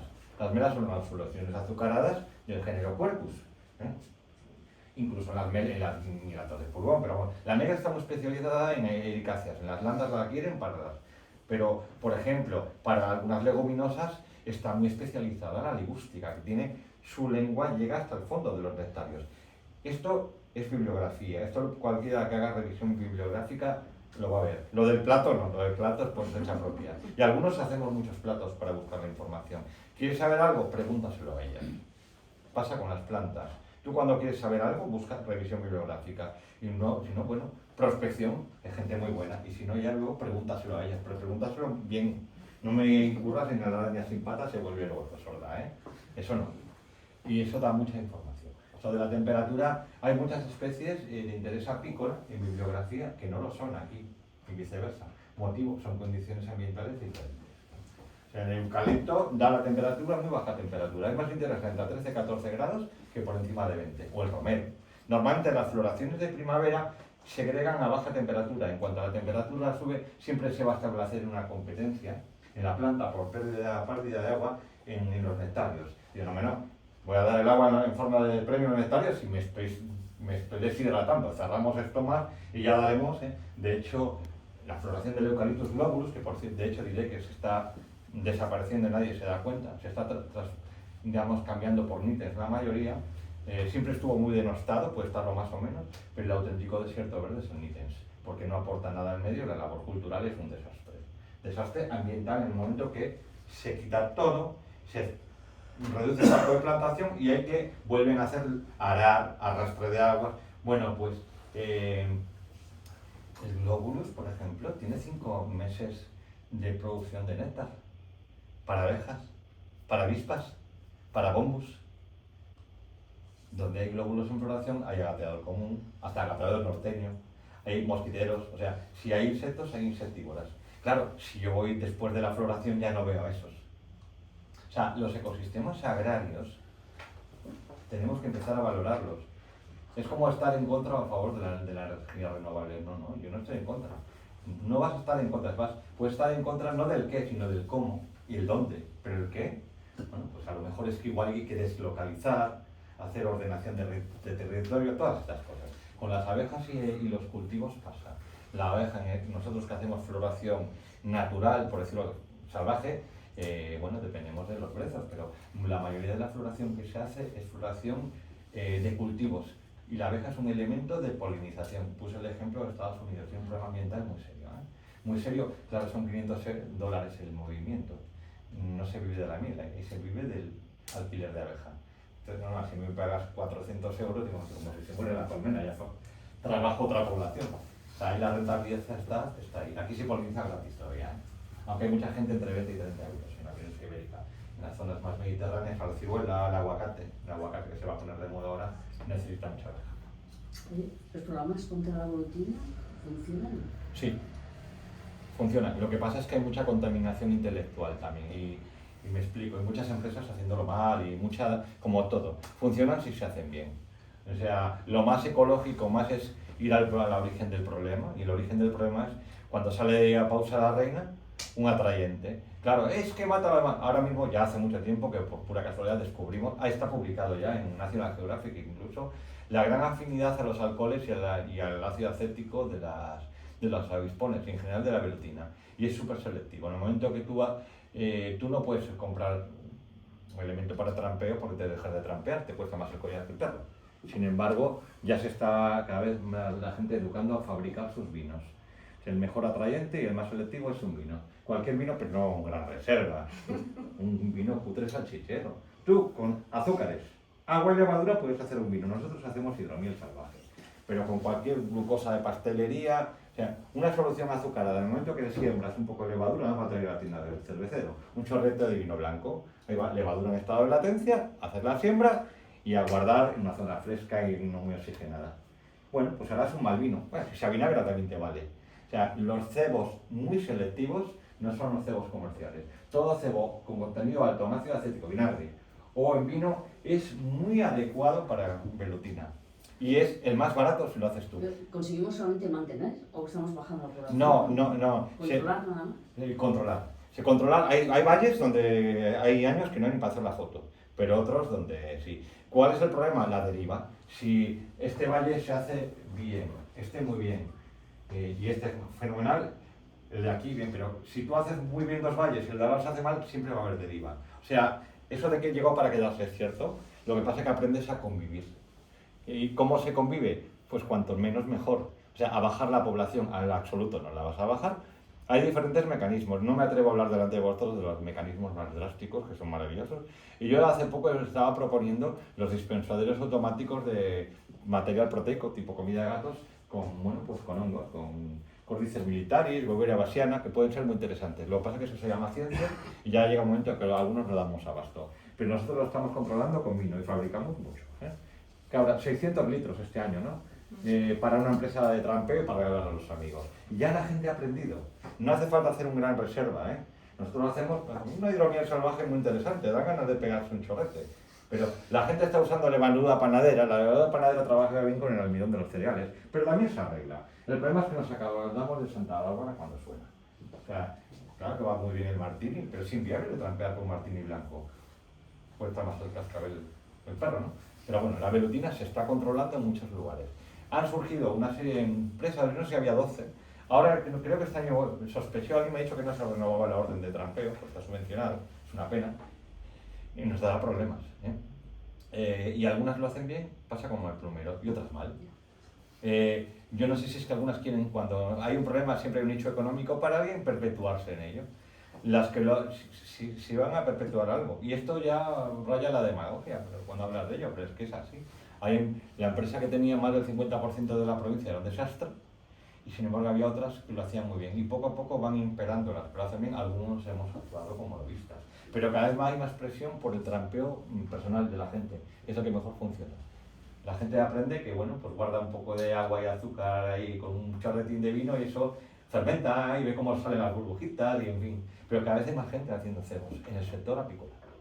Y apicultores que regalan cebo un montón. Y el cebo institucional se ha hecho bien. Lo que pasa es que ahora creo que este año es que renovar la orden de trampeo o sacarla en el boletín cuando meses después de la aprobación de los boletines de los presupuestos de los ayuntamientos ha sido un problema, porque muchos ayuntamientos han dicho, pues yo no trampeo.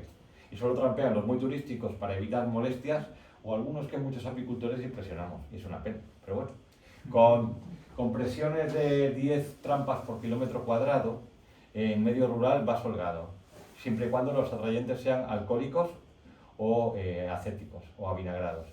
De hecho, ya os digo que es muy interesante. Ojo, la palatabilidad por parte... Joder, me habéis sacado del tema. La palatabilidad por parte de los cebos no es igual para reinas que para obreras, ¿no? Lo que va bien para reinas, para obreras es mediocre.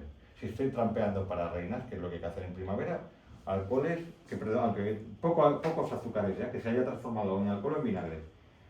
Si quiero coger velutinas obreras, las obreras van muy bien a los azucarados.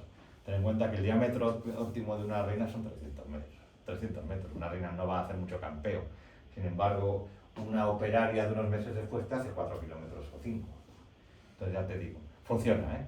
Ahora, si das con un alcalde en una zona de estos que se perpetúan, o sea, casi todos, y le engañaron una vez y nos está pasando allí, no, eso no funciona. Es que opinadores es para todo. Pero sí funciona, si se hace bien, funciona. Una pregunta fuera de tema también. Primero que muchas gracias por lo apasionado que eres en un tema tan difícil. La pregunta es, ¿qué recomendaciones darías para que se incorporen gente nueva de los 400 que no son profesionales para que pasen a profesionales, sobre todo gente joven? ¿Qué recomendaciones darías tú si fueses un dirigente? A ver, ¿Tendrías precio de la miel, importación de la miel, lo de los radios para proteger el patrimonio genético está claro? Tú, como político, si fueres político que tuvieses que decidir, ¿qué recomendaciones darías para que se incorpore la gente nueva? Mira, cualquier actividad, si no tiene un premio económico, la pasión tiene sus riesgos, vamos. Pero en el caso de la apicultura, por ejemplo, sí que es de los pocos sectores en los cuales se sigue incorporando gente. De los pocos sectores en los cuales el año pasado en el CIFA hemos hecho 2 monográficos. Uno se hizo, ¿era este o el pasado? Yo ya no sé ni qué año digo. Se han hecho 2 monográficos y han tenido 12 o 14 personas cada monográfico. Que en los de incorporación, mira cómo anda, están casi que da pena, ¿eh? O sea, en monográfico. Y todavía se incorpora alguno, porque en otros sectores simplemente es cuando se jubila en una explotación un titular, se incorpora al hijo.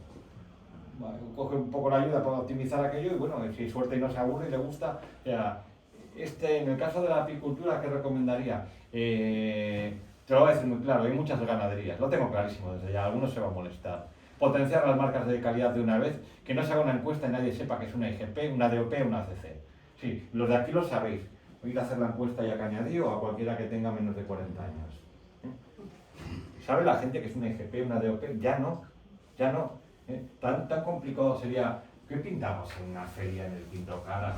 No, vamos a potenciarlo, no queremos economía circular, una potenciación endógena, circular, cercana.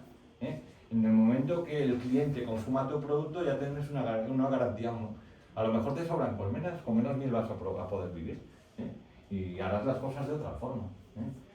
Porque ahora hemos conseguido, gracias a la sopa, sobre todo UGAM y bueno, la COA y muchos, hemos conseguido que la gente ya sabe que hay una cosa que se llama miel y otras cosas que son sucedáneos. Perfectamente desenmascarado por la propia Comisión Europea. Estamos en ello. Entonces la gente ya busca a su apicultor de cabecera.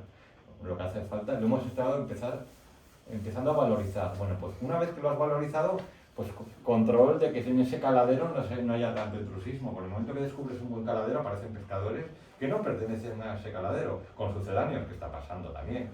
Esto pasa siempre. Pero si se potenciaría eso un poquito más, eso ahora mismo en Cantabria es necesario. No sé, aquí está Gaspar, que seguro que tiene bastante. ¿Tú crees que es necesario potenciar las marcas de verdad? Digo endógenamente, que la gente sepa lo que es. Es una enciclopedia lo que es necesario aquí. Sí. Pero bueno. Bueno, pero eso sí que es verdad. Hacemos una encuesta ahora a personas por debajo de 50 años, ¿vale? De 45, en un supermercado. Claro, la compra normalmente no la hacen los chavalucos de 20, pero ya a medida que van pasando los años, tenemos más, ya nos toca ir a la compra. Un buen día tenemos hijos, luego nietos, y hacemos la compra. Y resulta que ya con 50 hay gente que tiene nietos, los hijos van creciendo con 50 y poco. Y resulta que ¿a mí de qué me sirve una feria en Berlín de un producto que hago aquí? No. A ver, si lo tendría masivamente, vale, pero primero que se conozca lo nuestro. Es que ya os digo, lo estamos viendo que mucha gente ya... ¿Y la foto, Manolo, qué? ¿La foto? La foto de la feria de Berlín. Ya. Sí, vale, te he entendido. Y el viaje que Sí, pero él ha preguntado si fuera político... a ver, a mí como me dejé en barra libre el otro día... Me lo preguntó este señor, el de Cantabria en la mesa. Pero vamos, me tiré a la yugular. No de él, la yugular, digo. Es que claro, no se está potenciando. Claro, aprovechas cualquier marco para lanzarlo. Porque en el FIFA les da igual. Perdóname, en el FIFA no, en la ODECA. No es lo mismo. No confundamos. Que digo que por otro lado, el tener esa marca te está exigiendo todavía más controles, más papeleo, más rigurosidad, más calidad. Pero que se compense con el conocimiento de esa marca. No, que a mí me parece bien. Cuando algo es diferente, lo tiene. Por eso tienes los dos estándares. Pero cada vez más hay... Si el consumidor se aleja del productor, tenemos que acercarles, somos necesarios. Es que al final, en el momento que nos vayamos, bueno, ya verá la gente lo que come. Ya atascamos un barco en un sitio, otro en otro y a palos todos. Bueno, pues vamos a concluir, aunque el tema No sé es si tenemos apasionante esférico. y es un gran divulgador. Así Yo- que un fuerte aplauso para...